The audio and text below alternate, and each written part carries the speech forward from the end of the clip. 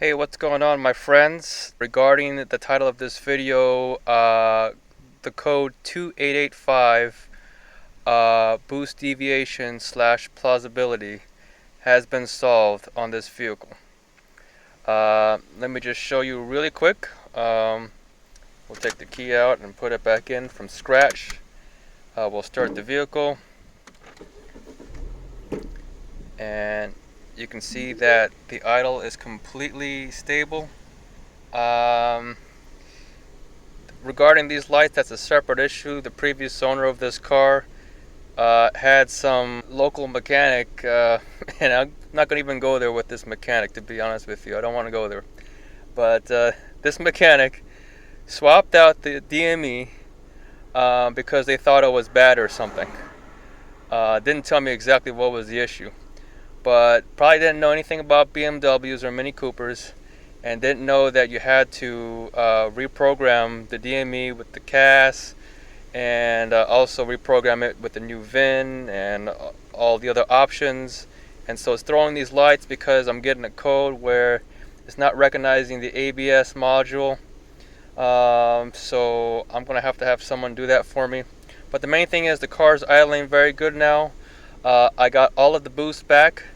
We'll go ahead and go for a little drive, and I'll just demonstrate to you. You can hear the blow off, my forged blow off valve go off now, and I am getting a decent 5 to 10 psi boost. I haven't really pushed it that hard yet, but I should be getting maybe 15 is what they say on the forums. But here we go for a little drive.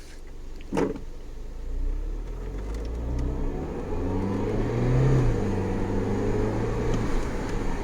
can hear the blow off valve going off.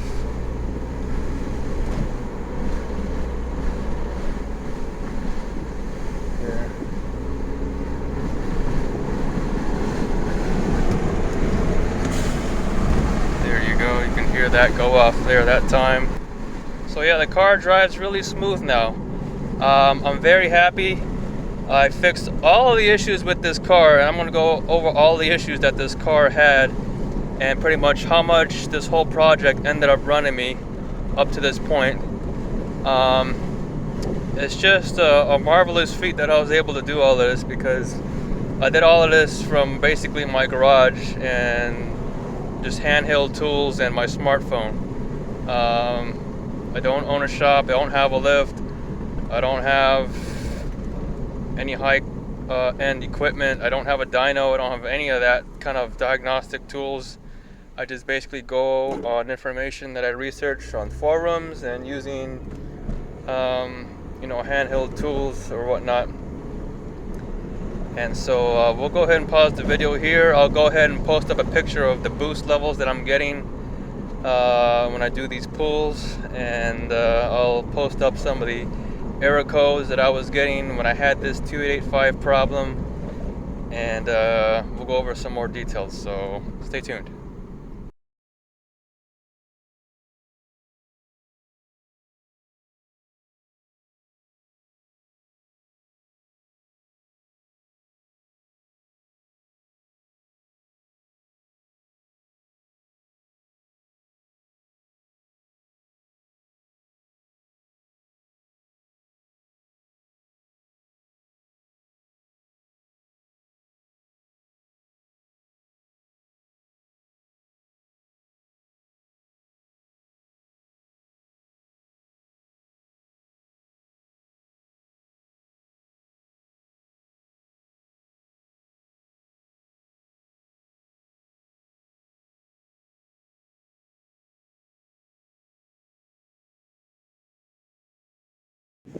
Alright, so I want to apologize for the wind noise. It is very windy today, but let me just tell you exactly what some of the issues that we were having here regarding the 2885 code. First and foremost, people on the forums are saying, well, it could be your diverter valve, which is basically inside of here, and it's kind of hard to see, but it's this thing right over here. That's your diverter valve. They're saying that the diaphragm on that could be torn, and I went ahead and checked that, and it was not torn. Then they're saying you can check your wastegate to see if it's fully operational. Here's the rod of the wastegate here, and you can see if that moves back and forth by basically disconnecting this vacuum line that runs to the wastegate. And what you'll do is you'll hook up a hand pump. I use what's called a MIDI pump, and on the pump there's a dial. It measures in inches mercury, and if you bring that up to 10 inches mercury, that should fully close your wastegate, and you can see this rod here move back and forth, and that's how you can test to see if your wastegate is actually working or not. So I tested the wastegate tested good. And they're saying to check for any intake leaks. I don't have any leaks. I checked all of these connections here. I've even tested the boost/temperature sensor and the map sensor that goes underneath here on the intake manifold. That tested okay. The real issue that I had with this car was, since I removed the cylinder head on this car, okay, now this is where I'm going to get into the whole project of this car. I bought the car for $500. It was a non-running vehicle. The guy at least knew that I had a failed timing chain. Other than that, he didn't know jack shit about the car. He told me that the mechanic he had working on the car did all kinds of stuff to the wiring, replaced the DME because he thought the computer was giving the issues, and then after that the timing chain went out. So he had this guy working on this car, like his personal mechanic or whatever, to maintain this car. It had all kinds of oil gunk on the front here because it was leaking. I also had to replace this oil feed tube because that was leaking, and the bottom one, the oil return line, was also leaking, and just a whole bunch of shit here. So 2885 boost plausibility, it was actually more than that for me because I was getting a lot more symptoms. I was getting rough idling, I was getting check engine lights, I was getting half power engine symbols, and so I googled and they said, well, it could be your high pressure fuel pump. I tested that using my torque app on the phone, and it was showing that I was getting 700 psi at idle and about 1000 psi, increasing the RPM, so that checked out okay. Again, I checked all of my lines, and that was good. What else did we do on this car to check? We did a whole bunch of other stuff here. Main thing I want to talk to you about these connectors here. This was my mistake. You see this connector here? This is the OEM connector here. I have a whole bunch of connectors connected to this, and I'll get into that in just a second. But this connector here, okay, is the connector that goes for your boost solenoid, which controls the wastegate.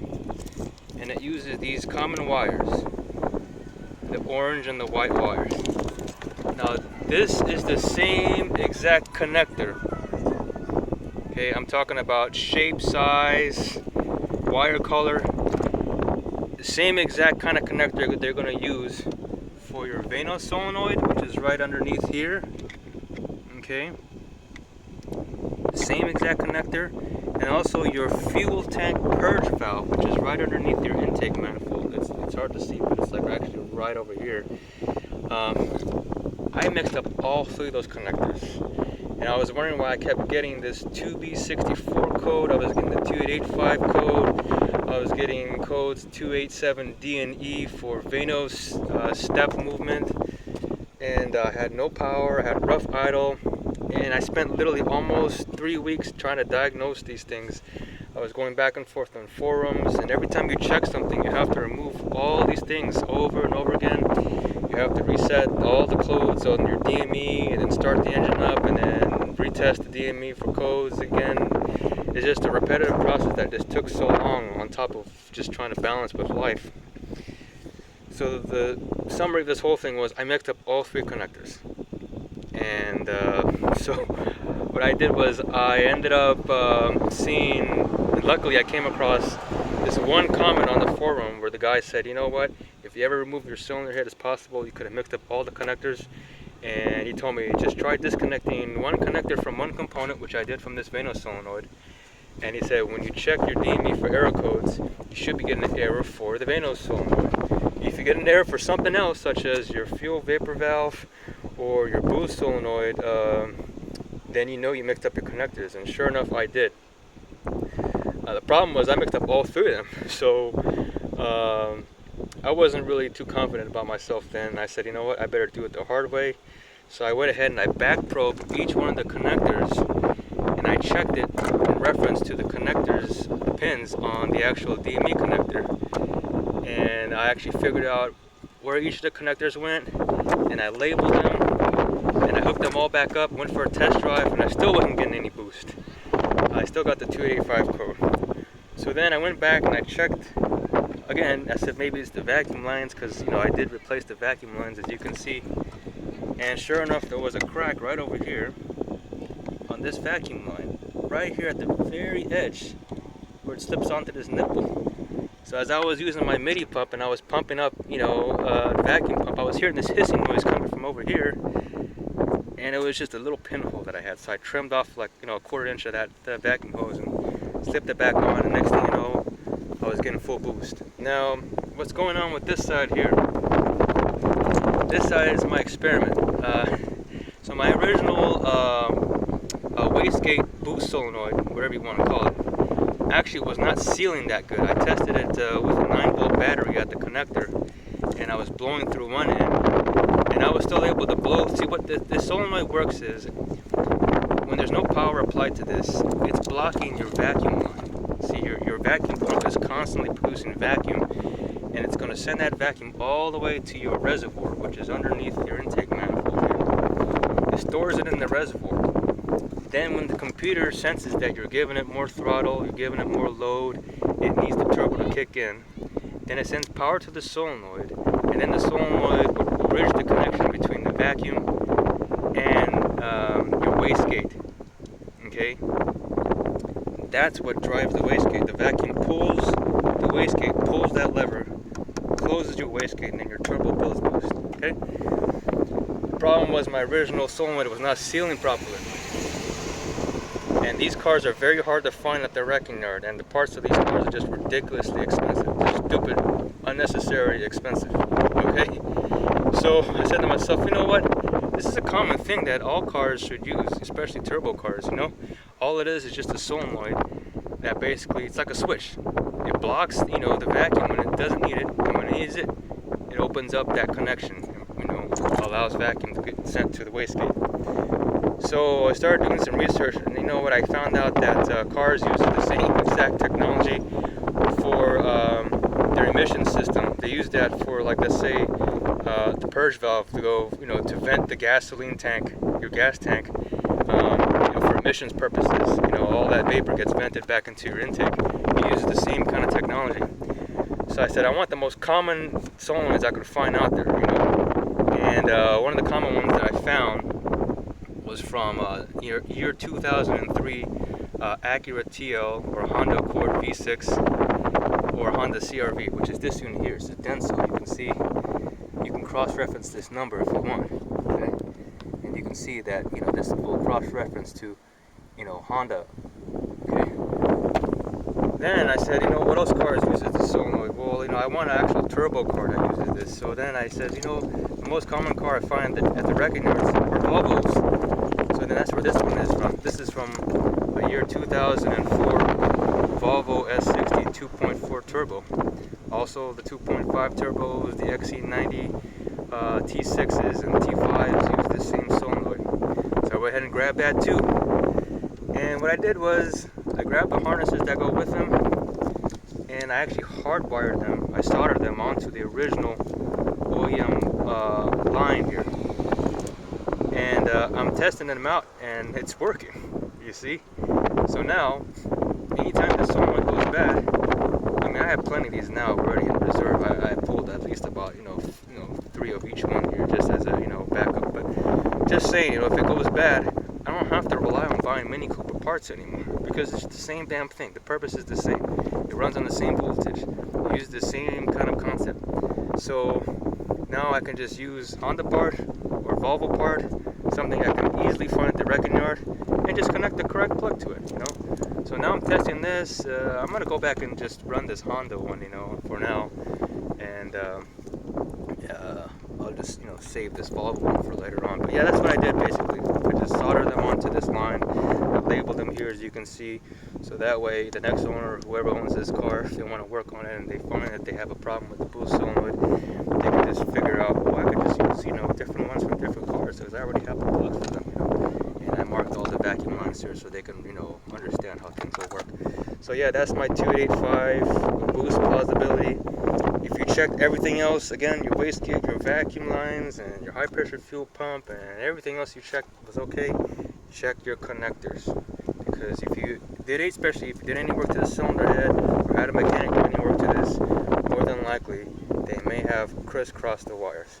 So I'm going to end the video here, you guys. Like I said, I'll post all the pictures about all the error codes I'm getting, about the boost levels I'm getting now, to show you that my turbo is working, and to show you that I'm getting no more errors at all with the car. The car is ready to go. We're just going to do a little bit of body work, and this will be on sale within the next few days here. Clean title. The rest of the car is perfect. I mean, it drives straight. Brakes, very good. Steers, very good. Radio works, very good.